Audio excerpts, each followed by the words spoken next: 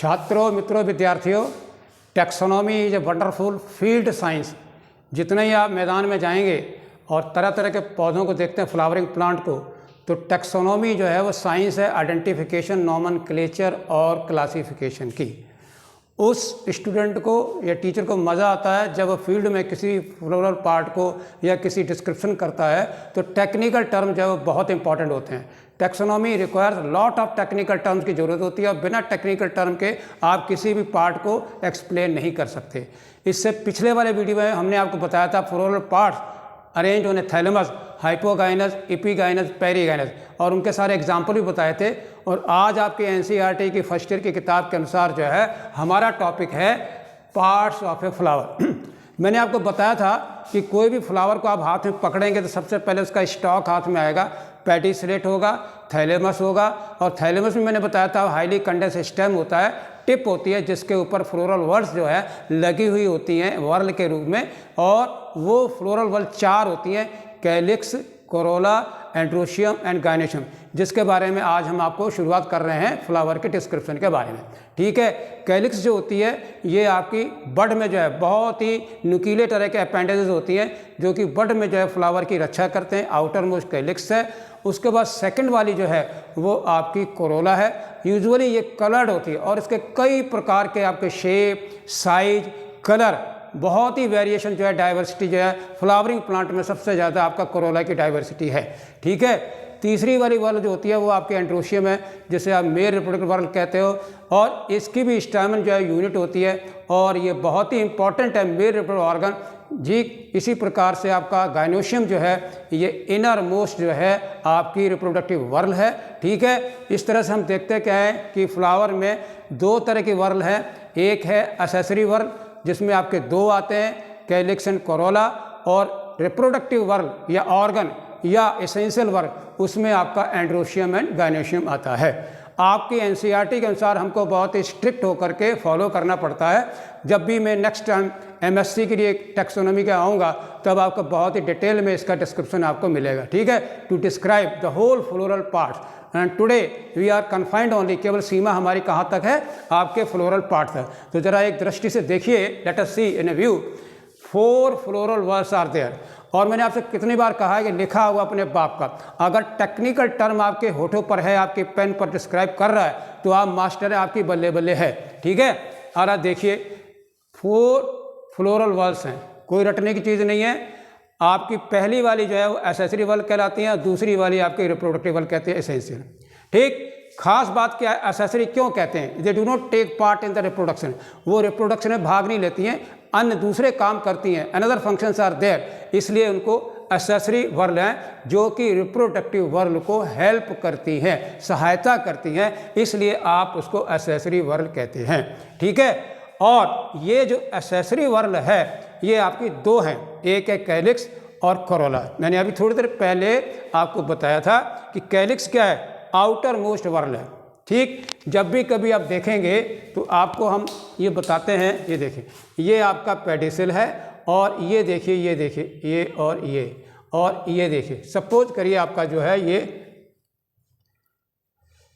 बड है। ठीक है, फ्लोरल बड है, ये देखिए। ठीक है, तो यहाँ पर आपका ये पेडिसल है और ये आपका कैलिक्स है, और बड कंडीशन में जो है फ्लावर की प्रोटेक्शन कर रहा है, इसलिए जो है याद रखिए आउटर मोस्ट जो है कैलिक्स है वो वर्ल है, और यूजुअली ग्रीन होती हैं। ठीक, हरे रंग की होती हैं, इसलिए थोड़ी बहुत अपनी फोटोसिंथेसिस भी कर सकते हैं। ठीक है, और कभी कभी क्या होता है ये बिल्कुल लीफ लाइक एग्जेक्ट होती है, सफ़ेद हो जाती है। म्यूसेंडा में रूबिएसी फैमिली का करेक्टरिस्टिक फीचर है, वहाँ आपको जाने की जरूरत नहीं है। कोरोला ये सेकंड वर्ल है आपकी एसेसरी वर्ल। क्यों? ये क्या है, आपकी कलर्ड होती है, और आपको पता ही है इसकी जो यूनिट होती है पेटल होती है, और जबकि इसकी यूनिट जो होती है वो सेपल होती है। ठीक है, पेटल कलर्ड होते हैं, कई तरह कलर होते हैं, और इसका मेन फंक्शन ही क्या है, टू अट्रैक्ट द इंसेक्ट, उनको करना, आकर्षित करना, जिससे कि पॉलिनेशन में काफ़ी हेल्प मिलती है।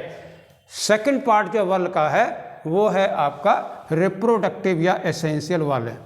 इसके मित्र 2 टुकड़े हैं। ठीक है, एंड्रोशियम और गायनेशियम, कोई रटना नहीं है, यानी यहाँ पर आपका के आ रहा है।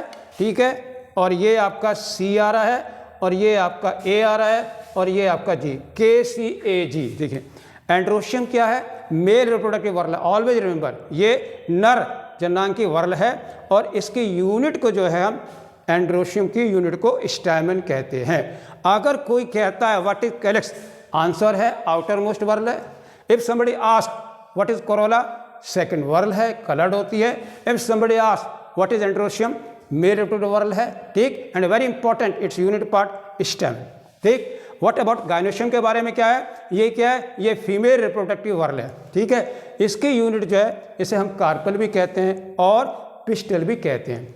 रिमेंबर मैंने आपको बताया है कि यूनिट का सिंबल क्या है, के, इसका सिंबल है सी और इसका सिंबल है ए और इसका सिंबल है जी। इसे आपको भूलना नहीं है, ठीक है। साफ तौर पर जो है, और इनकी यूनिट भी मैंने लिखी हुई है, के की unit sepal and unit of corolla petal and unit of androecium stamen and unit of gynoecium carpel या पिस्टल होती है, ओके।